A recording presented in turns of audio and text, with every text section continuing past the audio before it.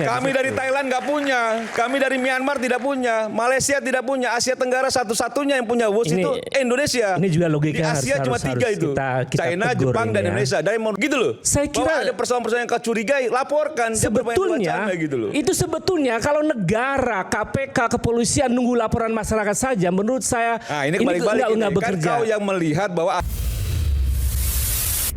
kereta cepat Jakarta-Bandung ini merupakan kereta cepat pertama di Indonesia dan juga pertama di Asia Tenggara.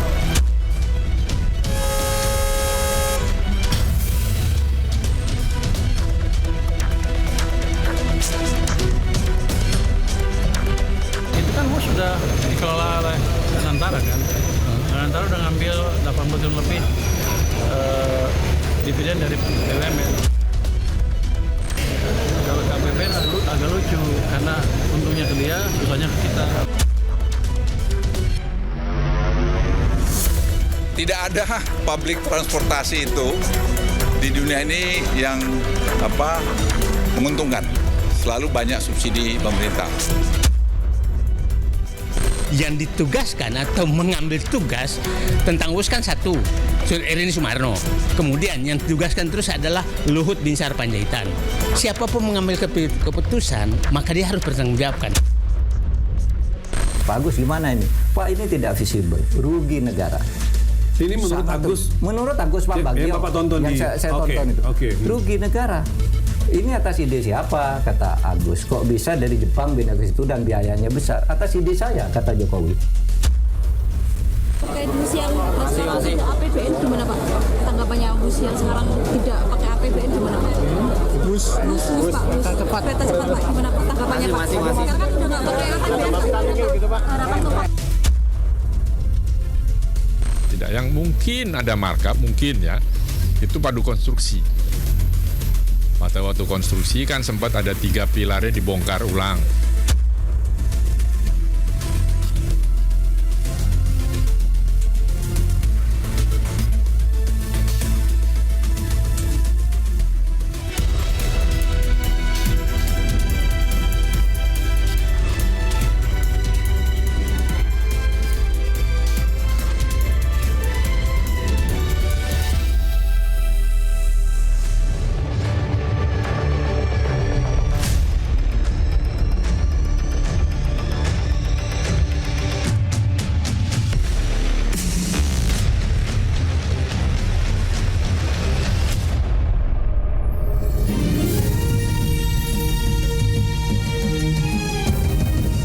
Disiarkan langsung dari studio MNC Conference Hall Ainus Tower, Jakarta. Inilah Rakyat Bersuara bersama Aiman Wicaksono. Genap 2 tahun kereta cepat Jakarta-Bandung WUSH resmi beroperasi. Kereta cepat buatan Tiongkok itu menyisakan jerat utang ratusan triliun. Saya pertegas, ratusan triliun rupiah. Benarkah ada markup penggelembungan dalam utang kereta cepat alias korupsi? Jika Menteri Keuangan Purbaya menolak bayar utang WUSH dengan APBN, lalu siapa yang harus bayar utang ratusan triliun rupiah itu selama berapa tahun ke depan? Saya Aiman Wicaksono. Inilah Rakyat Bersuara. Saya akan panggung Rakyat Bersuara panggil pakar ekonomi politik Iksanuddin Nursi. Selamat malam, Bung Iksan. Ya, oke Bung Iksan. Sebelah sini. Saya cari sebelah kanan kiri tadi. Silakan, Bung Iksan. Kemudian ekonom senior prasasti Bung Peter Abdullah. Apa kabar Bung Peter? Baik, Bang Iman. Siap, silakan. Kemudian pengamat ekonomi Bung Antoni Budiawan. Iya. Selamat malam Bung Antoni. Kalau pengamat ekonomi, pengamat politik beda. Pengamat ekonomi lebih necis ya. Kemudian pengamat politik. Nah ini, Bung Boni Hargens masih dalam perjalanan. Oke. Kemudian analis kebijakan publik, Bung Said Didu.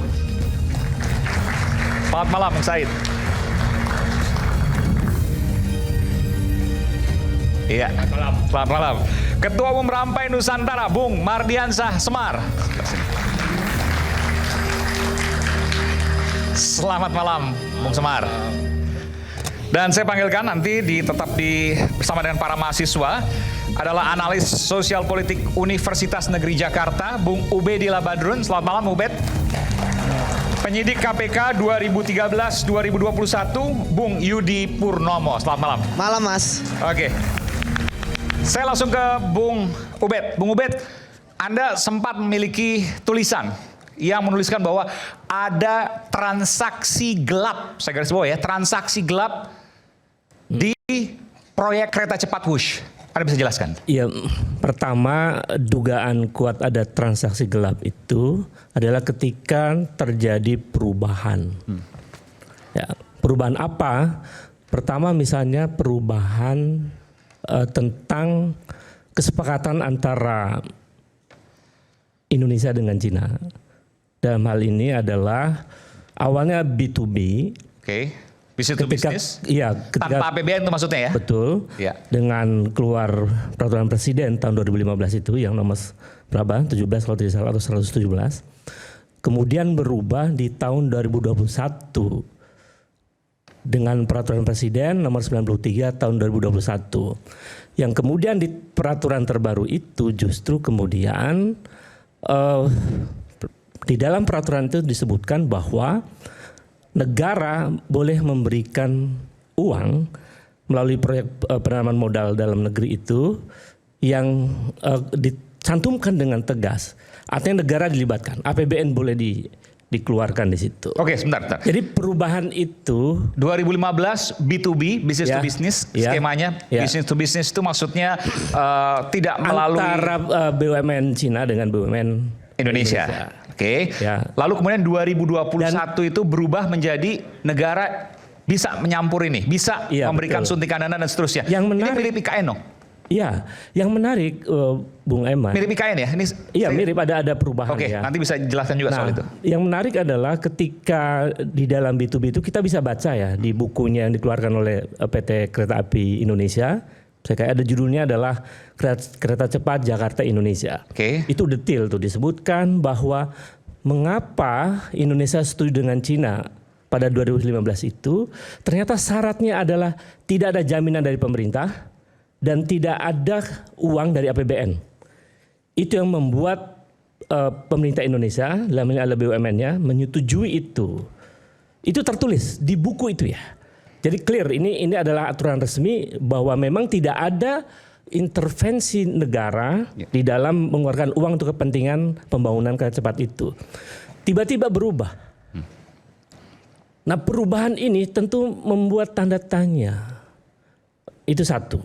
Yang kedua perubahan ketika di awal Jepang bahkan mengeluarkan uang untuk ke studi kelayakan pada waktu itu. Awalnya memang mau ke Jepang waktu itu ya. Betul. Kereta cepat tuh Jepang yang buat, tapi betul. Bahkan dengan bunga yang 0,1%. Bunga 0,1%. Dengan Cina? Dan dengan Cina 2%. Lalu 2%. Lalu berubah menjadi 3,4%. Berapa kali lipat tuh? Ya luar biasa itu ya. Jadi puluhan kali lipat ya. Perubahan keputusan presiden atau peraturan presiden itu, lalu perubahan pergeseran dari Cina ke Jepang itu tentu menimbulkan pertanyaan-pertanyaan penting di situ, Bung Eman. Yang kemudian membuka dugaan kuat ada transaksi apa sebetulnya yang membuat pergeseran terjadi, yang kemudian pemerintah terlibat.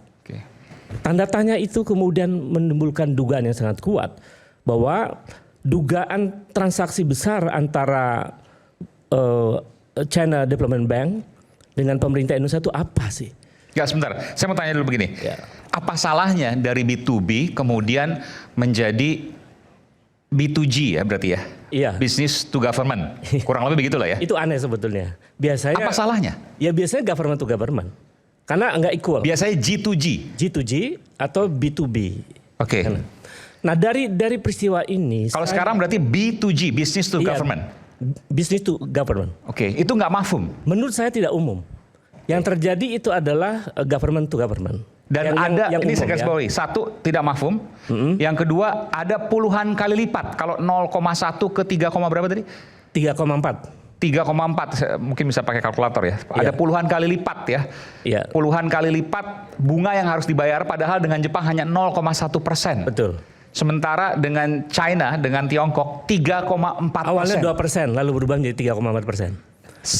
Itu utang 116 triliun. Iya. Yang harus dibayarkan selama berapa tahun? 40 tahun kalau tidak salah. 40 tahun, anak cucu kita itu yang bayar. Betul. Itu pertanyaan besar. Ya, itu dikontrakkan semacam itu. Nah, dari situ saya akhirnya menyimpulkan bahwa pembangunan kereta cepat itu tidak menggunakan prinsip-prinsip good governance. Lalu saya analisis tuh, misalnya di dalam prinsip good governance, pertama adalah partisipatif. Saya cari ada nggak riset yang menunjukkan bahwa masyarakat menyetujui itu. Ternyata sekolah bisnis dan manajemen ITB itu pernah melakukan satu riset yang menunjukkan bahwa masyarakat tidak setuju dengan perubahan dari Jepang ke Cina itu. Mereka tidak setuju kalau kontrak pembangunan kereta cepat itu dengan Tiongkok. Itu maksud saya mau menunjukkan bahwa good governance yang diantara cirinya partisipatif publik untuk terlibat memberikan persetujuan atau analisis itu tidak dilakukan. Termasuk misalnya ada riset yang dilakukan oleh Indo Strategic yang menyebutkan bahwa masyarakat hanya yakin bahwa proyek kereta cepat itu bermanfaat untuk pembangunan ekonomi atau berdampak ekonomi itu hanya 2,3%.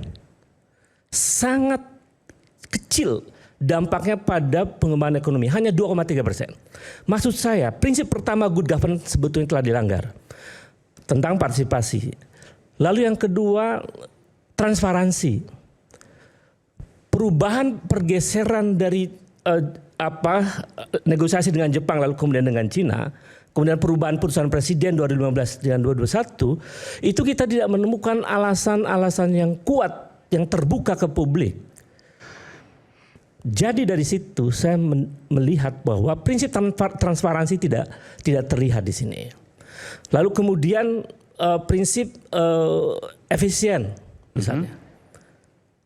Ternyata bengkak. Kan ada overrun. Pembengkakan pembangunan. Dari sebelumnya berapa ke berapa? Kalau tidak salah dari sekitar 70 triliun sampai 118 triliun ya sekarang ya. 116 belum berubah. Karena kira-kira pembengkakannya 1,6 triliun. 1,6 miliar dolar. Berarti berapa triliun tuh? Jadi tinggal dihitung aja ya dengan kurs. Jadi sebetulnya pembengkakan itu menunjukkan bahwa ini tidak efisien sebetulnya.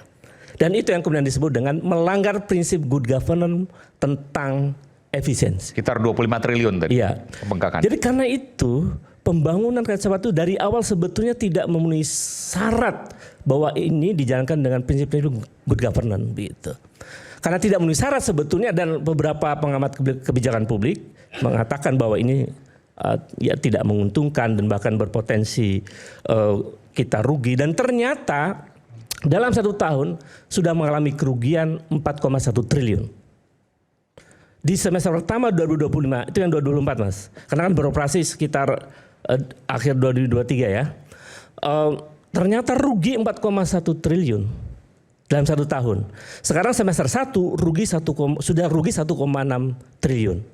Jadi ini memang proyek rugi. 6 bulan rugi hampir 2 triliun lah kurang lebih. Iya. Luar biasa. Jadi data-data itu menurut saya utangnya gede. Betul. Dan setiap tahun rugi triliunan. Betul. Dan itu menjadi beban. Apalagi ketika kemudian dialihkan kepada APBN begitu. Oke, kita simak sampai dulu. Itu datanya banyak sekali nih. Jadi kalau tadi dari 0,1 ke 3,4% bunganya ya, itu naik 34%. 340%, sorry, mohon maaf. Naik 34 kali atau 340. Naik 340 kali. Utangnya. Bunganya. Oh, sorry ya, bunganya 0,1 ke 3,4%, naik 340 kali. Ya. Oke. 3.400%. Oke, itu bunganya saja. Setiap tahun rugi sekitar 4,1 triliun. 4,1 triliun, 4 triliun lah katakanlah. Ya. Setiap tahun rugi 4 triliun. Ya. Belum bayar pokok. Belum bayar bunga dan utang pokok ya. Oke. Lalu kemudian sebelumnya business to business. Sekarang business to government. Iya. Nggak mafhum. Jadi memang nggak efisien dan melanggar prinsip governance. Apalagi kemudian kita tahu ketika kontrak dengan Cina itu perencanaannya itu selesai 2019. Apa yang terjadi? Baru selesai tahun 2023. Jadi molor. Jadi menurut saya di era yang sangat modern, negara membangun sesuatu yang sangat mercusuar, tetapi dengan cara-cara yang maaf ya sangat tradisional dan tidak menggunakan prinsip. Oke, dari semua ini Anda menduga ada korupsi di situ? Biasanya sebuah proses kebijakan yang inkonsisten, kemudian anggaran yang berubah-ubah, lalu ada pembengkakan. Dalam analisis politik dan banyak perspektif tentang studi korupsi, itu menunjukkan ada indikator kuat tanda-tanda korupsi di situ. Tanda-tanda korupsi di situ? Ya. Jadi saya kira rasional kalau publik kemudian menilai bahwa sangat wajar ini perlu dibongkar. Nah pertanyaannya siapa yang paling bertanggung jawab dari kekacauan ini atau kerugian buat Republik ini? Menurut saya pergeseran dari B2B menjadi B2G itu tanggung jawabnya Presiden. Waktu itu Presiden namanya Joko Widodo. Jadi menurut saya kita perlu meminta pertanggungjawaban. Kita perlu bertanya, mengapa ada perpres yang berubah? Apa argumennya? Padahal argumen pertama pemerintah menyetujui Cina adalah karena Cina atau Tiongkok ini setuju tidak ada jaminan dari APBN, tidak ada jaminan dari pemerintah. Tiba-tiba kemudian berubah. Bagi saya ini tanda tanya besar. Saya kira itu. Oke, baik. Kita bentar. Ada bantahan mungkin dari sini? Silakan Bung Peter. Kalau Anda mau, yang saya garis bawahi tadi, ada indikasi korupsi dari sekian banyak kejanggalan. 0,1 ke 3,4% itu 34 kali lipat, ya 34 kali lipat atau 340%. Lalu kemudian ada kerugian setiap tahun 4 triliun rupiah, itu belum bunganya, belum pokoknya, baru bayar bunganya. Luar biasa. Iya, saya sedikit merespon ya. Pertama selalu saja bicara soal kebijakan negara yang dikedepankan soal untung rugi, ini yang agak salah sebenarnya. Dan ini kan bicara soal PSO, Public Service Obligation, yang salah satunya adalah transportasi publik. Dan sudah ditegaskan juga, memang nggak ada juga kalau bicara soal transportasi publik ya, model kayak kereta cepat dan lain sebagainya itu bicaranya soal untung rugi bahwa negara harus untung misalnya, kan nggak di situ. Kalau yang disampaikan tadi oleh Ubed misalnya ada indikasi, silakan kumpulkan datanya, laporkan ke KPK. Jadi clear. Jadi mainnya tidak lagi di soal wacana bahwa ini ada kebijakan yang salah. Jokowi pada saat dia mengeluarkan kebijakan ini tentu bukan secara individu tapi secara dirinya sebagai presiden, kepala pemerintahan, kepala negara.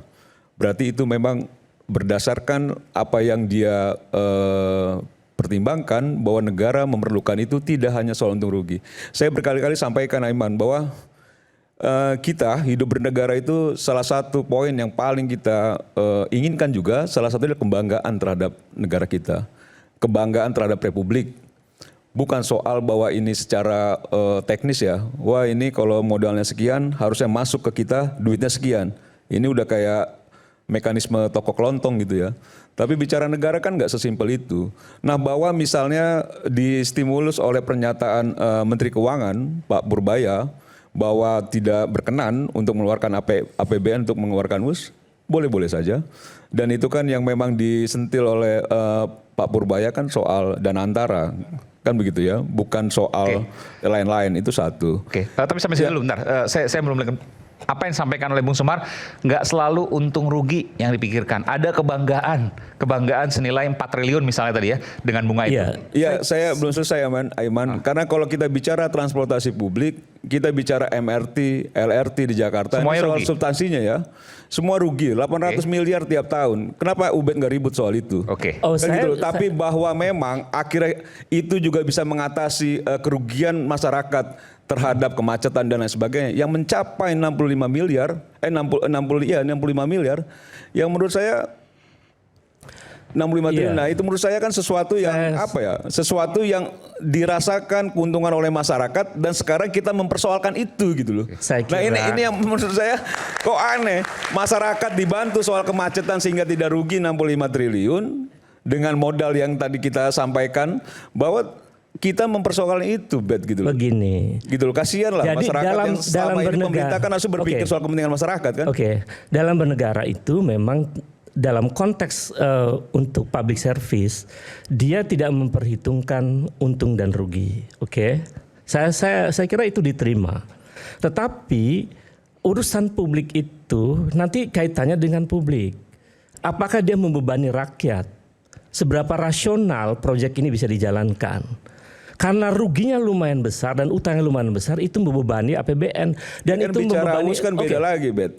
Bicara AWUS sekarang ada restrukturisasi ulang, bagaimana kita bernegosiasi ulang dan itu nanti kalau sudah mengambil kesimpulan bahwa itu akan merugikan rakyat, yang menurut saya yang sebenarnya masih ada negosiasi-negosiasi yang dilakukan dengan pemerintah China misalnya, kan itu juga bukan juga kita bisa mengambil kesimpulan di sini bahwa rakyat akan dirugikan begitu besarnya seperti angka-angka yang disampaikan oleh. Artinya bisa turun, Bung Semarno. Ya bisa saja. Kalau bisa negosiasi juga itu bisa juga hilang. Ya kalau China dengan angka segitu kan menurut saya kan nggak seberapa itu buat China. 160 triliun. Iya buat China nggak seberapa kalau menurut kita. China hilang. Poinnya bukan soal China-nya. Tapi bahwa anak-anak muda ini akan punya kebanggaan ketika dia tanya, hei kalian dari mana? Indonesia misalnya. Dibebankan kepada rakyat. Itu problemnya. Kami dari Thailand nggak punya. Kami dari Myanmar tidak punya. Malaysia tidak punya. Asia Tenggara satu-satunya yang punya WUS itu Indonesia. Ini juga logika di Asia cuma 3 itu. China, Jepang, dan Indonesia. Dan menurut saya itu sangat berbahaya kalau kemudian negara membangun sesuatu demi kebanggaan sementara rakyatnya menderita. Persoalan bahwa memang dari operasionalnya ada persoalan, laporkan.